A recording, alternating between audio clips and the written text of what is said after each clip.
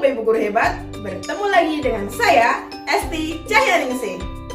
Bapak Ibu Guru, bayangkan jika Bapak Ibu Guru bertemu dengan siswa untuk pertama kalinya. Dalam kondisi tersebut, bisa saja Bapak dan Ibu Guru mengajarkan materi yang sama kepada semua siswa tanpa terkecuali.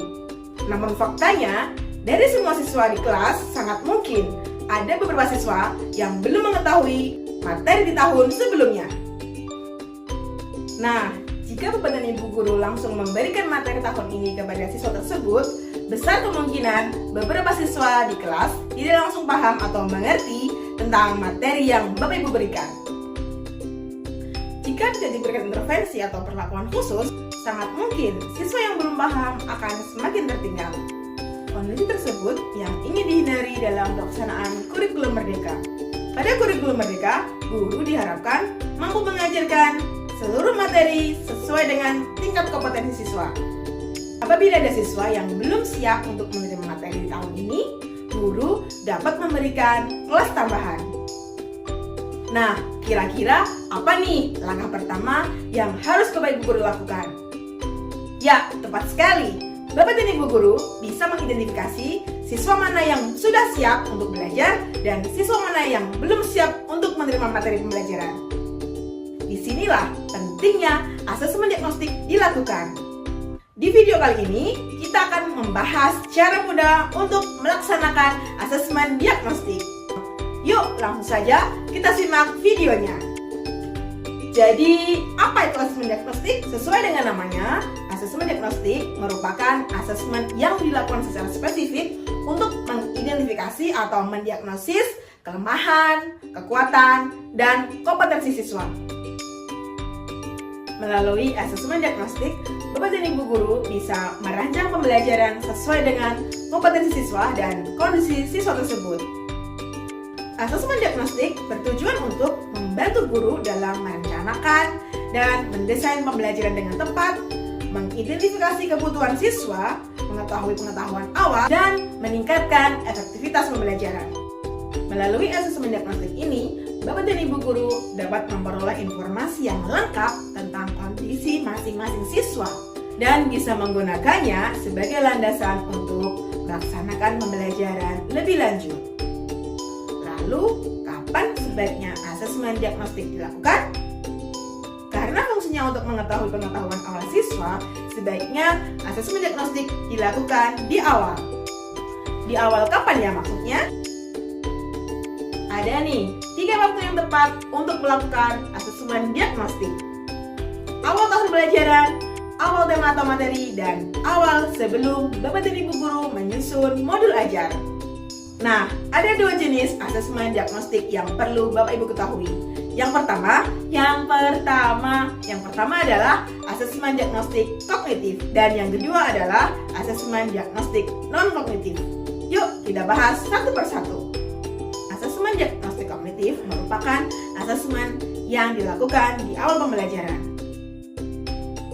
Asesmen ini digunakan untuk memantau sejauh mana siswa dalam memahami pembelajaran dan sejauh mana kesiapan siswa dalam menerima pembelajaran.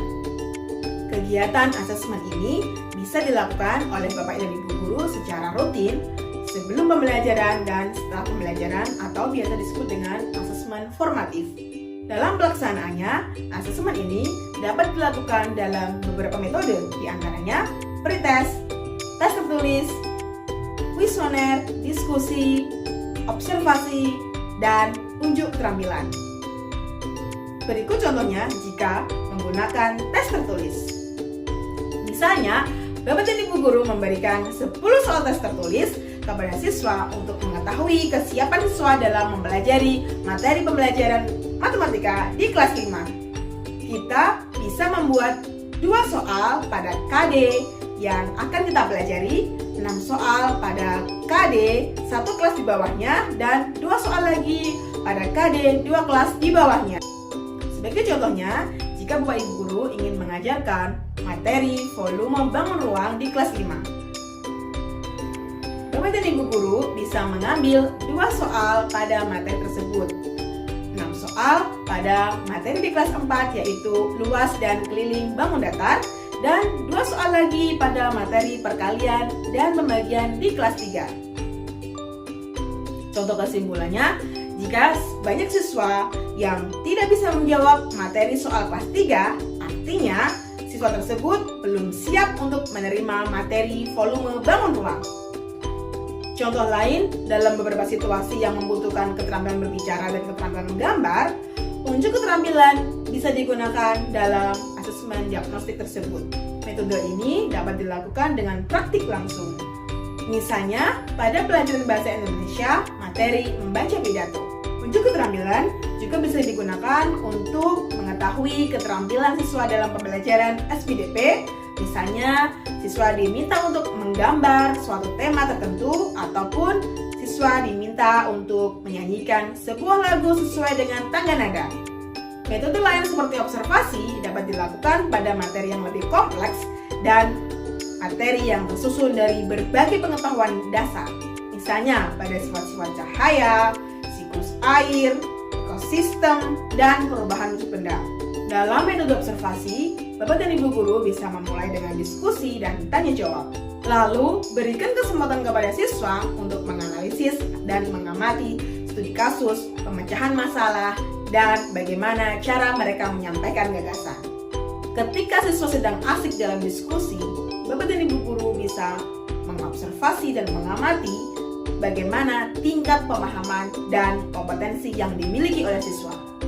Nah, setelah Bapak dan Ibu Guru mendapatkan hasil diagnostik, langkah berikutnya, Bapak dan Ibu Guru bisa membuat kesimpulan dan melakukan tindak lanjut dengan mengelompokkan siswa berdasarkan kompetensinya. Misalnya dengan membuat 3 kategori, yaitu siswa paham utuh, siswa paham sebagian, dan siswa tidak paham. Untuk siswa tidak paham, Bapak dan Ibu Guru bisa menitipkan siswa pada kelas di bawahnya. Untuk siswa paham sebagian, Bapak dan Ibu Guru bisa memberikan intervensi atau perlakuan khusus dengan memberikan kelas tambahan. Sedangkan untuk siswa paham utuh, artinya siswa tersebut sudah bisa atau siap untuk menerima materi pelajaran. Tidak hanya itu, asesmen diagnostik bisa dilakukan secara berkala. Maksudnya, tidak hanya dilakukan di awal. Asesmen ini bisa dilakukan di pertengahan ataupun di akhir semester dalam bentuk ujian atau biasa disebut dengan asesmen sumatif. Jenis yang kedua yaitu asesmen diagnostik non-kognitif. Asesmen ini dilakukan untuk mengetahui bagaimana kondisi psikologi siswa, emosi, dan sosial yang dimiliki oleh siswa. Artinya, asesmen ini lebih mengarah kepada personal seorang siswa.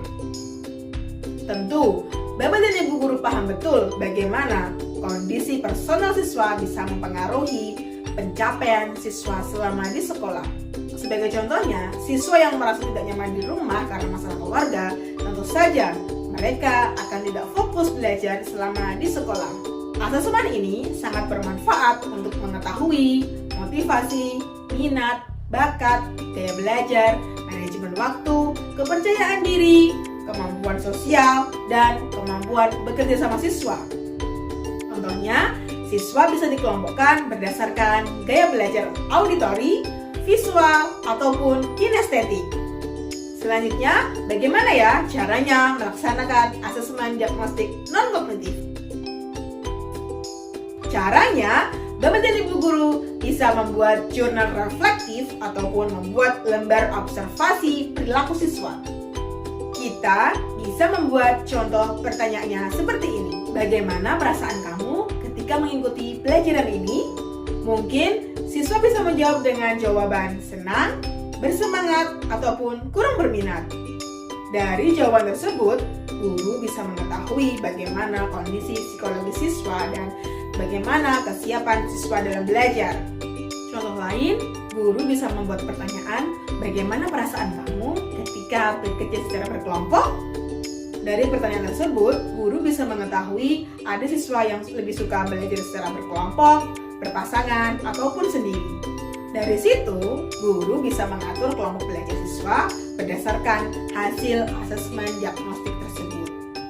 Dengan melaksanakan asesmen diagnostik non-kognitif tersebut, guru bisa mengetahui bagaimana kondisi psikologi siswa dan kesiapan siswa dalam belajar. Setelah mengetahui hasil asesmen diagnostik non-kognitif, guru bisa melakukan tindak lanjut dengan berkomunikasi dengan siswa secara langsung, melibatkan orang tua dan juga guru BK. Itulah tadi penjelasan tentang cara mudah melakukan asesmen diagnostik kepada siswa. Semoga Bapak dan Ibu guru dapat melaksanakan asesmen diagnostik dengan baik yang dapat membantu siswa dalam memahami dan mudah untuk menerima pembelajaran dari Bapak Ibu guru. Yuk, tetap semangat belajar untuk generasi emas yang akan datang. Sampai jumpa di video-video selanjutnya. Bye!